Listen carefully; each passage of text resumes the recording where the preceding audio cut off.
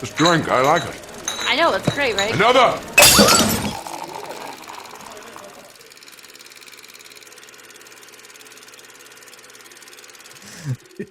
What's going on, everybody? Welcome to a brand new episode of Film on Tap. This is going to be our last episode of 2026. Appreciate you tuning in. It's 2025. I don't know what year it is. You skipped a whole year. we fast forwarded a whole year. Wow, what a great way to start. We're saying this from the future, and I want to say my number one movie is Supergirl. So there you go. We'll see if that rings true next year. We'll see if it rings true next year. Yeah. But yeah, it's our last episode of 2025. So thank you for tuning in, whether you watched us or you listened to us. We appreciate you sticking with us this year. A lot of fun episodes that we've gotten a chance to record and special guests we've had the opportunity to have on. So this is going to be our last episode of the year. We got some fun things to talk about. We're going to be talking about Avatar, Fire and Ash. We're going to be talking about the new trailer for Steven Spielberg's next movie hitting theaters next summer. And we're also going to be giving you our favorite movies of 2025, our top 5, as we always do. So plenty to talk about today. But before we jump on it, how are you guys? Nancy, you seemed a little tired today. I am so tired. I didn't go to bed till it had to been 2:33 because we left the bars at 2 a.m. And so I'm too old for this shit, as what's his face would say. But other than that, I'm good. I'm actually not too hungover. I'm just really tired. Okay, so you're old-ish. Got it. Yes. I did get called old kind of last night by the security guard who said, my friends look young, and that's why they need wristbands. It's a douche. Thanks. Dang. Shout out to him. Yeah. Yeah. If you're listening, fuck you. Fuck you for ruining the night. Seriously. How about you, Andres? How have you been? Not too bad. Not too bad. Just getting some Christmas shopping done and wrapping up for the holidays. So yeah, it's all good. That. Oh, you know what? I had my Christmas tarp thing too, and I haven't been able to put it up yet. Damn. Where's your Christmas background? What's going on with that? This one? Yeah, I mean, you could have at least made it Christmas themed. There's no Christmas themed ones on here. We got to make your own. AI that shit. I'm not talented enough for that. You don't need to be. And you, Tom? What you doing? Honestly, just had a fun weekend. Yesterday, went out to some fun cocktail bars with my family. There was one place that did ornament shots, which is a whole new thing I've never heard of, where they bring over this fake Christmas tree that has ornaments hanging from it, and if you open up the ornaments, there's different shots inside, and it's kind of like a roulette situation where you don't know what you're gonna get. So that was pretty fun. That's cool. Oh my goodness. Yeah, and then I had a nice cozy, we lit a fire, we all hung out with each other, played some Christmas music, talked a little bit. It was a nice family Christmassy weekend. So definitely looking forward to the holidays this week for sure. See, look, I know you're giving me shit that it's too hot over here and I complain about it, but when it's colder, it makes it feel more Christmassy. I'm like, what the hell is this? Yeah, so fuck you. It's not the spirit of Christmas. We'll take your warm weather. I could still make it feel like Christmas. Although it is supposed to rain on Christmas, so we'll see. I see. Oh, that's a bummer. Yeah. It's fine. Yeah. Moment of silence for Nancy's rain on Christmas. Rain. We do need it. We do need it, as they say. As the old people say. As the oldish people say. But so I'm definitely looking forward to that and celebrating the holidays.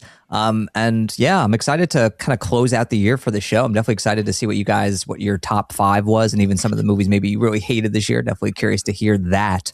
But before we jump on into our best of the year, we got to talk about some new Spielberg here. We have our first teaser trailer for Steven Spielberg's next sci-fi film hitting theaters next June called Disclosure Day, which is an alien film of some sort that stars Emily Blunt, Josh O'Connor, Colin Firth. I mean, the list goes on. There's an amazing cast in this movie, and we got our first glimpse at it. What do we think about this teaser trailer? Do we think this is a match made in heaven for Steven Spielberg? Do we think it looks awesome? Let us know. Andres, start us off. Yeah, I've been hearing about this movie in development for so long, and I'm finally glad that Spielberg got the juice to go ahead and make it. But yeah, no, so far, I think a lot of people were expecting it to be Bridge of Spies-esque in terms of the alienness of it. And honestly, there's aliens in Bridge of Spies? I've never seen that movie. No, it's more of the I thought there was aliens. I was like, wait, what? Like, what? no. More of the espionage and more of the thriller element to it, if that makes sense. I've never seen British Spies because I was like, whoa, what a fucking twist! I was like, well, there's fucking aliens in British Spies. Okay. No. Just more of the espionage elements of it and trying to bring the real world elements to it. Whereas I kind of feel that people were expecting this to be more of a, oh my God, he's going to make a movie that proves aliens exist. And it's like, no, he just made his modern day Close Encounters. So honestly, everything about the trailer intrigues me so far. I mean, given the fact that we just seen Josh O'Connor in Wake Up Dead Man and just seeing how amazing he was in that film, it only gets me more excited about it. And Emily Blunt is really great as well too. So honestly, the combination of the cast members and who the writer is on top of that as well, and who and also again Steven Spielberg, you can't, whatever he does, if it's a big swing, sometimes it hits really great, and then if it's a miss, you know what, you can appreciate the swing. But I will say I'm still really excited for this movie, though. I can't wait to see it. Nancy, do you have similar thoughts? I will say I am intrigued. The thing is, a lot of this resembled like Signs and a lot of his other movies. So I feel like, especially now, it's hard to make an original Alien movie. So I'm a little apprehensive about it, but you know, I'm sure the acting is going to be amazing. The directing is going to be amazing. You know, and Spielberg, we trust. He's great. Minus Crystal Skull. But yeah, I'm intrigued, but I'm not that excited. You know, even though it's a Spielberg film, I just feel like it feels a lot of the same old, but we'll see. Wow, same old. Okay. I'm really excited for this one. If there's anything I love being put in a sentence together, it's Steven Spielberg and Aliens, because I feel like that's just like his bread and butter. He's so good with sci-fi films, especially like alien sci-fi films. And this looks like a nice throwback Spielberg film. It gives me that kind of like Amblin-esque vibe where it feels like classic Spielberg. The performances look great. The whole opening of like Emily Blunt's character, like seemingly being like taken over by some alien species as they like talk through her, was like deeply unsettling and really well done.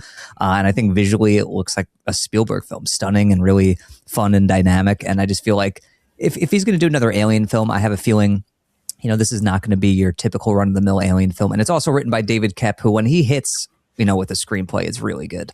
And this could be a nice rebound for him after Jurassic World: Rebirth. So hopefully this will be a nice return to form for him. But I'm really excited for this one. And just, it's always great to see Spielberg hop back into the sci-fi genre, because I feel like that's where like he really thrives as a director. Not to say he hasn't made great films outside of the sci-fi genre, but I just feel like when he has a blockbuster sci-fi event hitting theaters, like you perk up and you want to see it, and this one is no exception. So I'm super excited for it, and I cannot wait to see it. Great teaser trailer, doesn't give away too much too, which I loved. Did I accidentally say Signs was directed by Spielberg? I thought you said it was similar to Signs. Okay, it is very similar to Signs with all the visuals. Sorry, I'm half asleep. I was like, did I just say he was Spielberg, Shyamalan, same thing. Yeah, they both start with an S. My bad. Well, I mean, at one point they did say Shyamalan was going to be the next Spielberg, so. And that definitely turned out correct. Totally. After only one movie, right? Yeah. Not so much. Silence. But on that note, sorry. You know who turned out to be the next Steven Spielberg was James Cameron. Sure, we'll use that segue. Yeah. We all just collectively just like, yeah, we're done with talking about this. Let's move on. But yeah, speaking of James Cameron, obviously our main event of the show today, we're going to be talking about Avatar: Fire and Ash, which is the third installment in the Avatar series.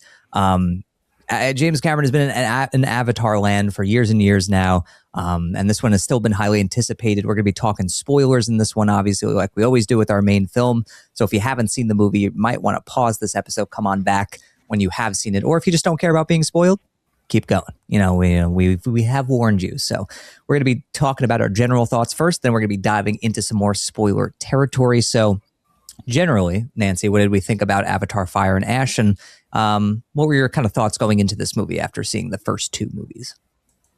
Yeah, the first one was really good, and obviously we got the sequel many years later, so it was hard to compare the two. I feel like, because I didn't watch them back to back.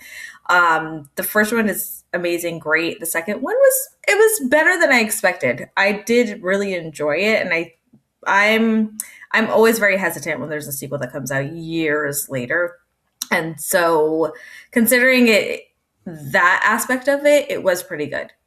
So going into this one, I don't know, I started feeling like we're getting like Captain Planet, like every element here for the movies.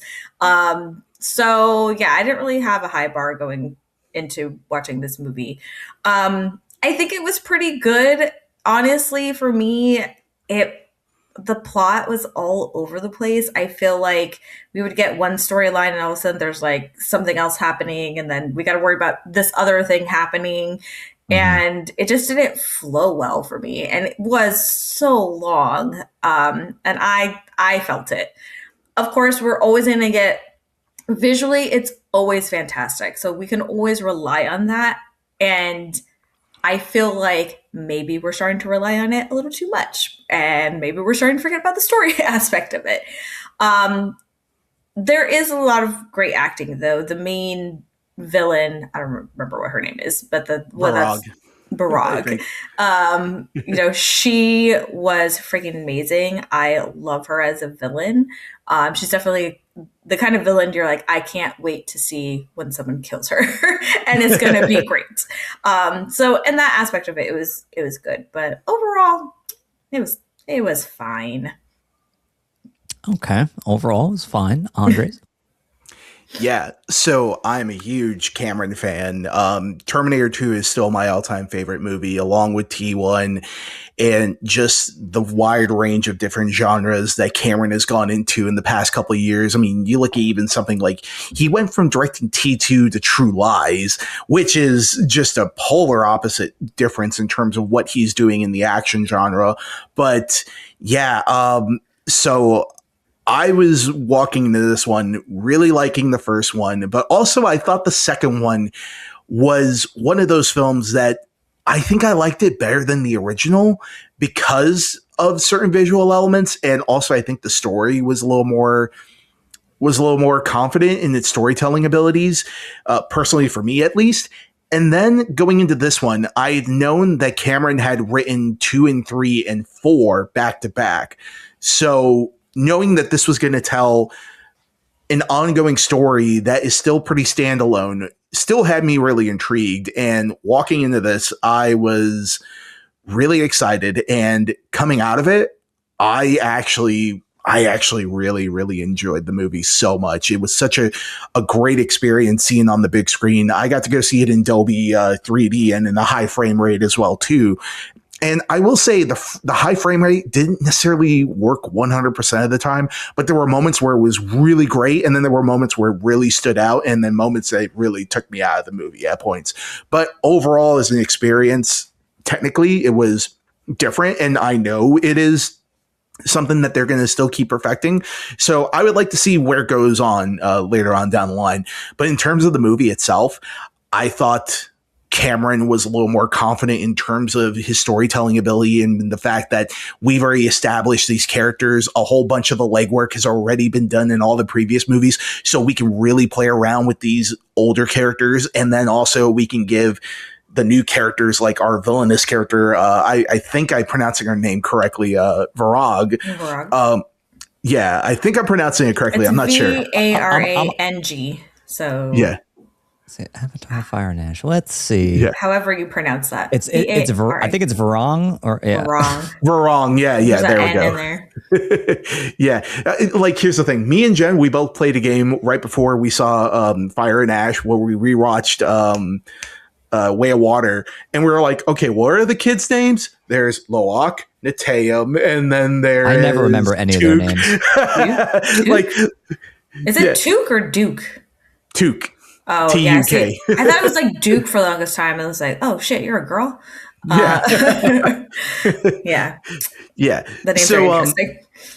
So going into this movie and then seeing what they did with some of the other characters and some of how certain characters are dealing with the events from the last movie, especially the arc that Jake and Neytiri have in this film, I thought was a really strong way of furthering the story and really showing us the dynamics between these two characters, between one who grew up a human and who is now a Na'vi, and then the other one who has just been fully indoctrinated in this from birth, and seeing how the two sides kind of collide in certain aspects in terms of their beliefs.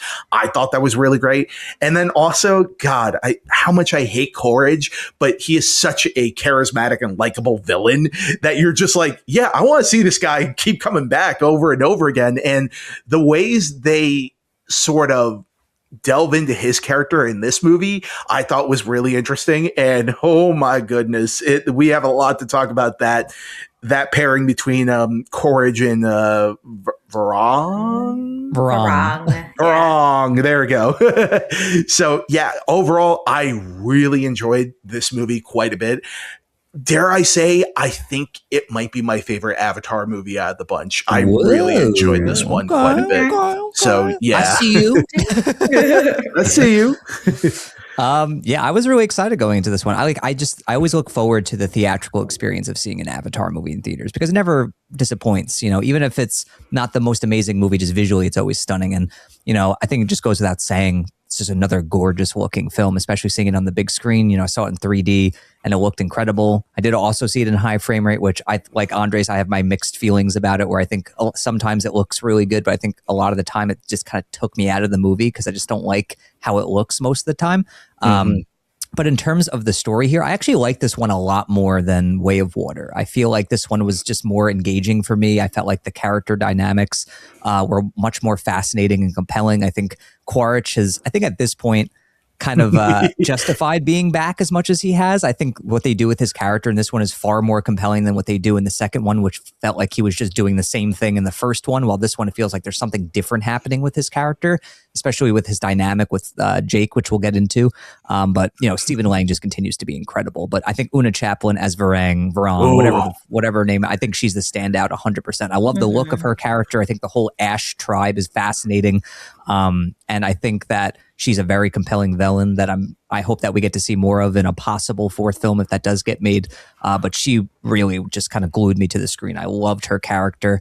But also I really liked the exploration of like Jake and Neytiri. They're grieving their son who died in the previous film, and they're both kind of, you know, delving into it in their own ways and processing it in their own ways, and they're having trouble communicating with one another and being on the same page. So that was really fascinating to watch too. And yeah, I just found it to be just, especially for a film that was over 3 hours, there were only maybe a handful of times where I felt that length. I think on the whole, it's actually a pretty damn well-paced movie for, you know, being over 3+ hours. I definitely felt the length far less here than I did in Way of Water. And I think the action sequences, which I don't think we've even touched on, are just incredible. I mean, James Cameron set pieces are just like unlike any other. There's just such amazing visual flourishes and incredible moments and badass moments. And I just had a huge smile on my face during any of these action sequences. And yeah, I had a great time with this one. I really enjoyed it. I think it's on par, I would say, with the original for me. I really had a good time with it. And yeah, I'm excited to dive deep in this one and start talking spoilers. I mean, I think Neytiri never disappoints. That's always the big takeaway for me. And I love that she... They're 2 out of the 3 characters that I can only remember their names. Yeah, exactly. I only know Jake, Neytiri, and Quaritch. That's it. I never remember anybody else. Yeah, no, same. And we have, you know, in this one it's a little bit different because she's more broken in the beginning, where she's just sad and mourning and like doing her morning songs and got her morning you're on. Yeah, exactly. And so we're so used to her being this like very badass Avatar lady. And then I don't know. Very badass Avatar lady. Avatar lady. What would you call her? A Na'vi. Na'vi. Yeah, there we go. That's what it is. Badass Avatar lady. Listen, I'm tired. Okay. A Na'vi. Okay, I got it now. All right. At least Na'vi died. At least Na'vi died. Stupid. Jeez. I'm gonna use that now, though. That's hilarious. Yes, but at the end, she comes back after being shot. Yeah, I lost my train of thought. She's badass. That's all you need Great. to know. Yeah, she's great, and I really did dig her arc in this movie as well too. It also reminded me very much of the Sarah Connor arc in the first two Terminator movies, where she does have this really tough way of connecting to her loved ones, but also on top of that, she also is having a tough time dealing with the prejudice that she's feeling as well too, in terms of the humans and in terms of what they've taken away from her as well, and just trying to find some middle ground in that. I thought all her scenes with Spider, and also the Spider character, I just fucking don't care about him. What? You guys said the exact opposite. I genuinely couldn't care less about this character. I loved Spider. I loved his arc in this one. Ugh, I think the story is good. I don't think his acting's good. His acting is not good. It's not good. Like that's I think that's a big reason why I don't care. Yeah, that's the issue. And I'm going back to Natira really quick. But I don't think she is trying to find a middle ground. I think in the beginning she's, especially when she's talking about Spider, she's like, kill him. Like, I was like, whoa, that escalated very quickly. And you can see like she has all this anger in her, towards the humans. And she's like, I don't care. Kill them. Kill them all. What do I care? And then finally at the end, she kind of comes around, which is great. But yeah, as far as Spider goes, the acting's horrible. And honestly, a lot of the humor in this movie did not land for me. Like, it was so flat, especially all of Spider's lines when he's trying to be like goofy and funny. It's just like, no, did not work. It ain't working. I bought all those moments, because the second that you find out that the second that he realizes that he doesn't need a mask, he's freaking happy as hell. Can you imagine being 16 years old and having to live on a planet where you had no choice but to wear a stupid gas mask everywhere you went? Yeah, and I will say Jack Champion is not necessarily the best actor out of the bunch, but I think that's also very indicative with the kids as well too. I mean, I think Loak and I think his girlfriend are really great in the movie as well, and then Sigourney Weaver on top of that is really great in her role as both. I was like, is she? Honestly, that's one of the most cringy parts of these sequels for me. I don't like the whole idea of her voicing this younger character, and it's so awkward. Yeah. Like, it just doesn't sound right. It just and it's creepy when she's like hitting on the kid, and it's like, Sigourney Weaver. It sounds like Sigourney Weaver. It doesn't really sound much younger than her actual voice. Yeah, and it takes me out of the movie every time. Just like, why are we doing this? Yeah, I honestly, like, the idea is fine. I just feel like if they just had someone with or even just made her voice sound like different, like it just sounds like Sigourney Weaver. So it just like, I don't know, it's kind of cringy for me. It just doesn't work. I don't know. I don't like it. Well, where they go with it in the film, where it is technically a clone of Sigourney Weaver's character, I was like, okay, you don't have to have it sound exactly like how she sounds now, or like have her, or like make her look different, because like she also looks like Sigourney Weaver, and like you're just watching Sigourney Weaver the whole time, and it just comes. I also thought it was kind of awkward, that whole scene where she's like transforming Spider or whatever, and she has to make all those noises and shit. I was like, this is so weird. Yeah, why is she having a forest orgasm right now? Like, what is happening? It's so uncomfortable. That was literally the scene where I was like, if I could see like the performance capture footage of that, I would love to just see what that was like. Oh my god! Like, my god, it's got to be so awkward to film. But yeah, and also I hated the fact that they did some variation of her line from Aliens at the end. That was such a cringy fucking thing to do. Yeah. They literally they just rephrased it. I bought it. I think she literally just says bitch. I think that's it. Yeah, she just like says bitch. No, I think she said like leave her alone, and then there was like a big pause, and she's like, bitch. Leave my mother alone. Okay, James Cameron. Yeah, I hated that too. Yeah, I'm not into it. I bought it. You have nostalgia goggles, okay? Yeah, man, take them off. Take 'em off real quick. Is this also a bad time to mention that I like me and my wife, we were watching the movie, we were like, you know what, at some point we'd be disappointed if Spider and Kiri don't at least become a thing. And then all of a sudden, the second it's revealed that he starts having a tail, we're like, oh, they're gonna fuck. Oh my God, no. Anyway, well, maybe I'm alone in that one. I don't know. You seem really hyped about it, Probably. but I really did like Quaritch's journey in the movie. I feel like he was one of the more fascinating characters, especially as he becomes like intertwined with Varang here, who I feel like their pairing is almost like the toxic antithesis of Jake and Neytiri, where it's just like you're watching the much darker version of that relationship develop. And I like that even visually, you see him almost go on his own sort of Jake Sully journey where like he becomes more Na'vi than say Soldier, where like literally by the end, like, he's in like all the paint and everything. And the general is like, what's going on with you? Like, you're not understanding the assignment. Like, you've done basically the exact same thing that Jake did. And I thought that was a really cool mirrored journey for both of them. And I think that's why their scenes together, especially like where they have essentially have to become allies in order to protect Spider, and they can't like go at each other like they normally do. You can tell they're just exhausted trying to kill each other at this point. Like, it's just like they work better together. They both care about Spider, and I kind of like that. Like, their scenes together, they were more allies than they were enemies in this movie. I felt like that made it more refreshing this go around, rather than him just hunting Jake, and then them having a conflict where they both get away and they don't die. Like, it felt different, which I liked.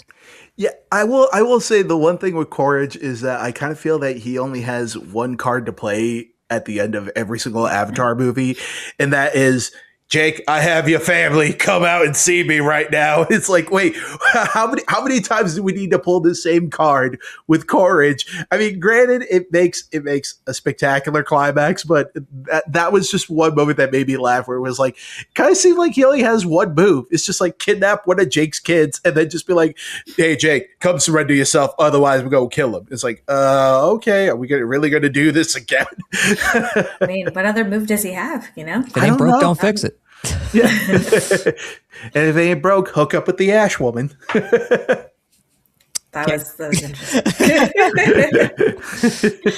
I know when she gets the guns, I'm like, oh no! Like, you can see it in her eyes. She's like, hell yeah, dude, I can fuck up some shit now.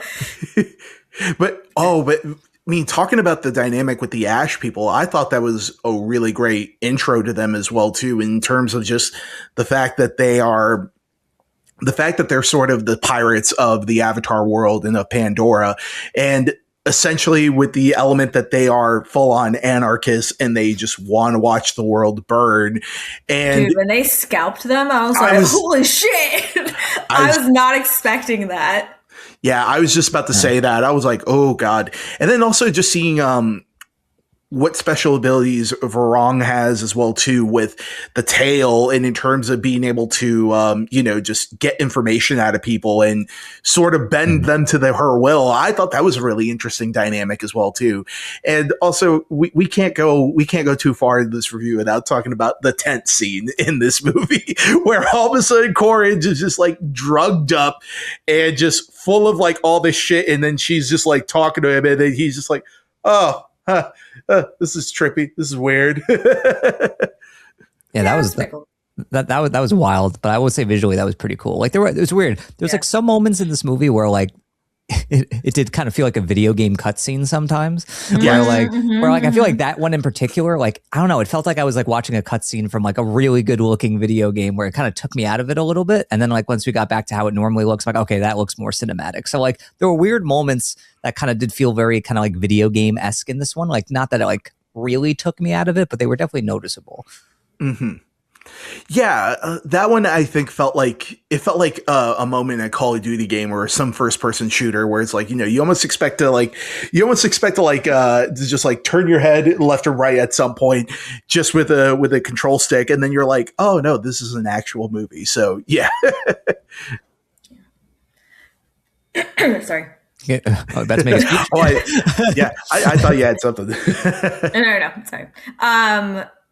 I did, and I lost it. I'm too tired. Sorry, guys. I'm too tired for this show right now. Did you see it in 3D, Nancy? No. I Oh, never you see movies didn't. in 3D. No, I can't do 3D. It makes me so nauseous. And then I also have to put my freaking contacts on. Like, It's a yeah, whole it's a thing. whole thing. It's a It's a whole. Yeah. whole thing. And no, I mean, it still looks good, honestly, even without 3D. The problem is I go to the janky movie theater because all the other ones get sold out really quickly, and I don't want to sit right in the front.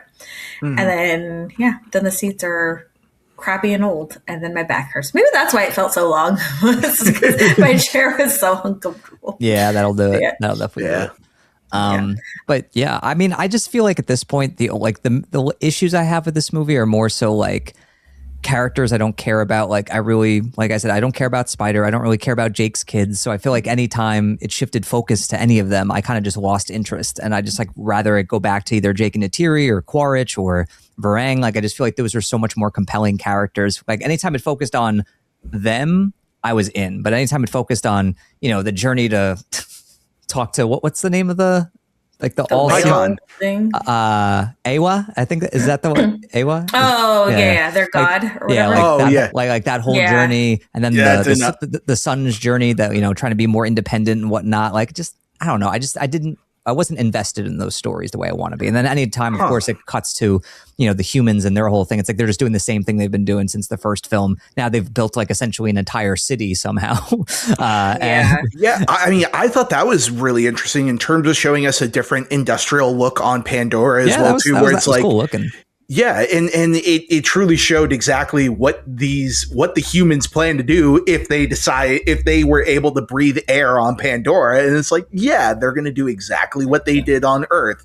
And I thought that was a really great dichotomy in terms of showing the Na'vi as well too interacting with all that industrial stuff, and it felt off, but also it's supposed to feel off because those Na'vi don't belong in that type of environment at all. So yeah, I thought that was a really great addition to the franchise. Yeah.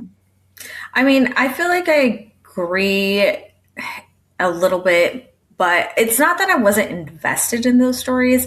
It just felt like too much for one movie. Like it felt like we were following, like trying to figure out what's going to go on with Spider and, get his mask and all of that. And, what's his face is hunting Jake Sully, but then we have the Ash lady like coming to do that. And then we got some whales up in here, like they're hunting them. I think it's more so because I think Cameron doesn't know if like the fourth film is going to get green lit. So he was trying to like do as much as, because like they haven't confirmed that there's going to be a fourth one. They need to see how this one does.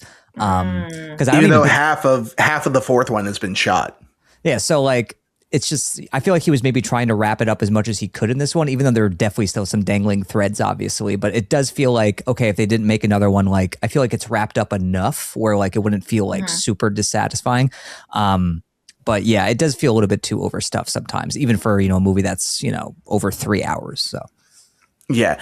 I mean, for it being overstuffed as well, too, I do think there were certain points in certain arcs where they just kind of felt like the runtime where they're like, all right, we need to wrap this up. We need to wrap this up.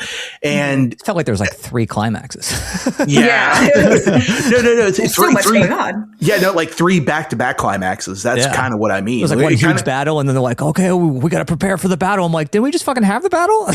Yeah. I was like, oh my God.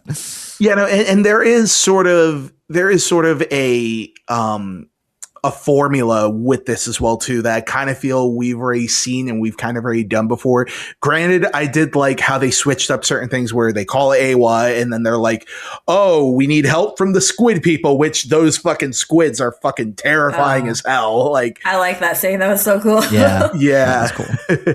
Yeah. No, so honestly, I do have my issues with the movie as well too, but I don't think a lot of them really negate my experience with them. In fact, I think going back, I'm planning to go see it maybe one more time, but it's one where I could easily see myself enjoying this one a little more on the second go around, because when you watch a movie this long, you don't spend nearly as much time, taking everything in that first round. And then when you go see it that second round, because you know where everything's going, you can sort of take a little more time to piece together certain things a little faster. So that's kind of what I feel is going to happen with the second viewing. But overall, during the first time, I felt that this one moved far better than Way of Water did. But, granted, there is some trade-offs that come in with that. It's not a perfect movie, but I think it's a really fun movie. Also, I don't know why, I just love every time where she's like, my Jake. My Jake. It's just so cute. She calls him my Jake. Yeah, I love how he calls her baby now. Yeah. Like, also, yeah. Do they not speak like Navi anymore? Like they barely did in this movie. Didn't they course correct that in the second movie or something? Yes, because they're like, we spoke it so much that it sounds like English now. Yeah. Which is like fine, but like don't lose it completely where you're just not incorporating it at all. I know they had the one scene where he's talking to Courage, I think. They talk like together for like a second, but I don't know. I just would have liked that incorporated a little bit more. Mm-hmm. I think they did incorporate it with Courage, especially with his interaction with Varong as well too, where his dialogue is very stilted. It's very like very, very short sentences, but I kind of feel like that was in design to sort of be like, okay, this is them speaking Na'vi to each other more than anything else, and why it sounds so distilted. So yeah, and I can't get over the stupid sign language to the whales. I don't know what it is. Like it just they're like outcast. Sit down. Like, I am outcast. I don't know. It's just like, all right, sure. I have a feeling that I'm an outcast. I'm an outcast. I'm an outcast. I think that's going to become a meme at some point because like all I just saw was the meme where it's like, I'm doing my part. I'm doing my part. I ain't do fucking shit. Pretty much, yeah. But yeah, I mean, are there any other things that like stood out to you, or maybe you had a little minor issue with, or what are you feeling? I mean, I feel like we didn't get too much into the action scenes, but for me, the part where she's, I don't know what the hell those bird things are called. The banshees. On her bird thing. When they're going through the tunnels and they're like chasing each other. I really like that. That was a really good scene. Yeah, the scene in the industrial part of Pandora I thought was great. I personally, for me, probably one of my favorite scenes was the Wind Riders, the opening sequence. I thought was a really well choreographed fight scene, and I mean, I wanted to see more of that clan, and I have a feeling that we're going to see a little more of them in the next movie if we get a next movie. We gotta hit all the elements. We got fire, we got earth, we got water. We need wind now. I mean, those like trader ships or whatever those were super cool looking. Mm-hmm. Yeah. They let that poor animal just go down with his ship. I was like, no, how sad. Poor little guy. He was just trying to transport some people, got fucked up. I know. It was like dragging him down to his death. Jeez Louise. And then also even going to revealing Pycon's brother at the very end, where it was like he's got like all the arrows stuck in him, and then also he's like, and also I'm blind, guys. So hear my words. Go kill some humans. Yeah. He's like, revenge. Avenge me. Yeah, no, that whole sequence where like the aquatic animals were just going nuts on them was so satisfying. Like so well done. I love that. And you know what? We'll shout out to Jermaine Clement. I think they did a good job making his character actually pretty likable this time around. Yeah. Yeah, especially with the fact that the last movie is like, well, I'm doing this and that's why I drink. And then it's like, yeah, but you're not really doing anything. And then the second that he finds out that the pods are going to get slaughtered, he's like, you're crazy. Like, this is horrible. This is evil. And they're like, yeah, so what? Yeah, I love the whole, it's like, has my protest been noted now? My protest been noted. Yeah. So yeah, overall, yeah, I thought that was a really great element. Yeah, I mean, I feel like there are a lot of people out there who like saying this movie's ass and that it's terrible. I'm just like, what are you talking? Like, I mean, look, if you like the Avatar movies, you're going to enjoy this one. There's plenty of people who still really enjoyed this movie. And like I said, I enjoyed it more than the last one. And I've enjoyed all three of them. I think they're all very entertaining. They do have their issues, but I think just in terms of the overall experience I always have with these movies, I always walk away having been very entertained and still invested in the story and main characters. So I was happy with this one. Yeah, it kind of shocked me at how the critic reviews have been to this one. I mean, like, granted, it's one of those things when you look on Rotten Tomatoes and it's like, I think last time I looked, it was like at 71 or something like that. But the thing is, you look at a lot of the negative reviews and they're like right down the middle. They're like, it's good, but it's not the best. It's like, yeah, I kind of feel that's going to be a symptom of a movie that, you know, when you're in your third round, it's tough to really raise up the expectations. And I thought what Cameron did with this one was that he wasn't particularly keen on outdoing himself. He just wanted to continue making the story and leading it to its logical closure point. So I think for that, I think he did a great job. And I think the movie is still thoroughly entertaining.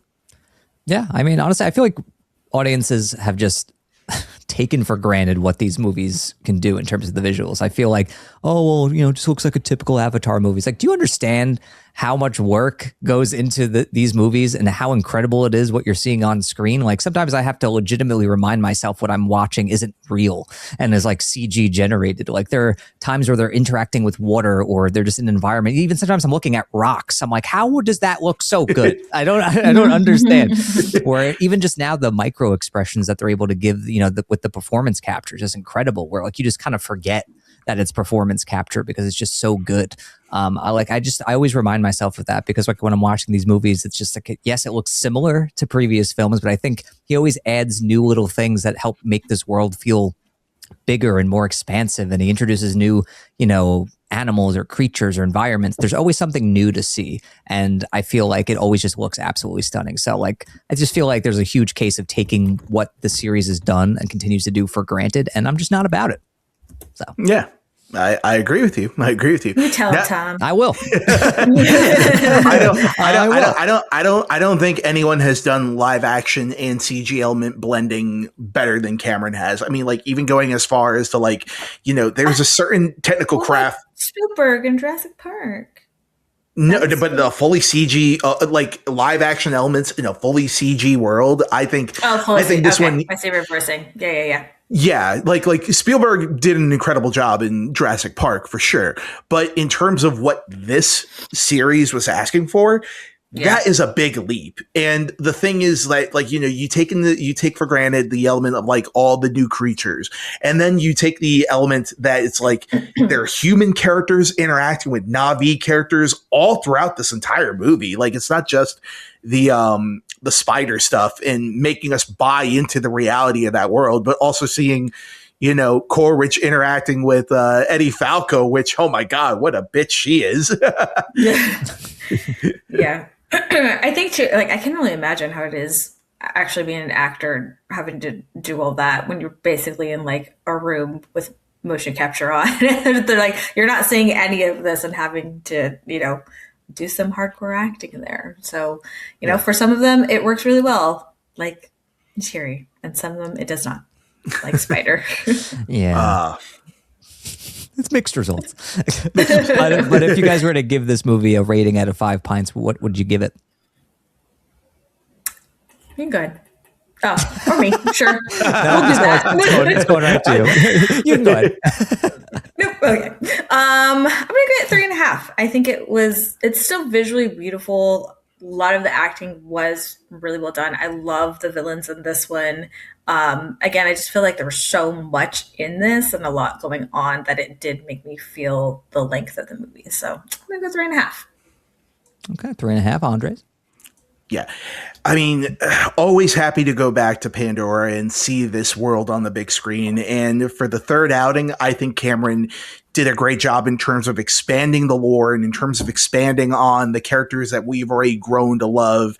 And some of the new characters, like our female antagonist, who is freaking just, you can't take your eyes off her throughout the entire movie, and just seeing that dynamic all the way through. I thought this was a great follow-up to the last film.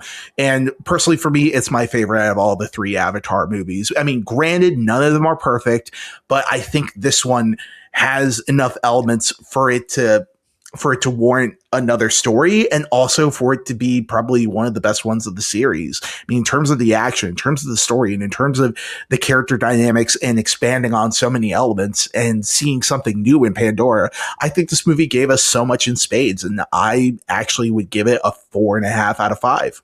4.5 out of 5. Wow. I'm going to be the middle ground between you guys. I'm going to give it a 4. I really enjoyed this movie. Had a great time with it. I was really engaged with the story for the most part. I really like the journey of Jake and Neytiri and Quaritch, the introduction of this great new villain. I think it adds enough new wrinkles to the series to keep things fresh and exciting. And I do think it leaves some dangling threads and exciting dangling threads that I think could be explored in a potential fourth film, which I hope we get. I mean, Avatar films are very unique and very just singular to the theatrical experience, where it's just, they're unlike anything you've ever seen on the big screen. And it's just, Cameron is always flexing with his creative team here, and this movie's no different. And I really enjoyed this one, even despite the issues that I mentioned. I still really had a great time with it. And for a 3-hour plus movie, the fact that I would happily revisit this one says a lot about Cameron's storytelling and his visual panache here. So yeah, I really enjoyed this one. So definitely check it out. See it big, see it loud. If you're a fan of the series, it's really solid. I don't think this is going to sway you any way, shape, or form if you're not a huge fan of these movies. I feel like if you didn't like the first two, you're probably not going to like this one. But if you're a fan of the series, I think you're going to really enjoy Fire and Ash. All right, well, now that we've wrapped up our discussion on Avatar, Fire and Ash, where can the fine people find you guys on the interwebs? Andres, where can the fine people find you? You can find me on Instagram and Twitter as Galaghost, and you can also find me on Letterboxd as Galaghost. You can also find me editing for the High Voltage Media YouTube channel, and also you can find me editing for Film Speak every now and again as well too. And you can also find me editing our mutual buddies, Jin Doyen's podcast, Cinemojis, which is going to be returning on Christmas.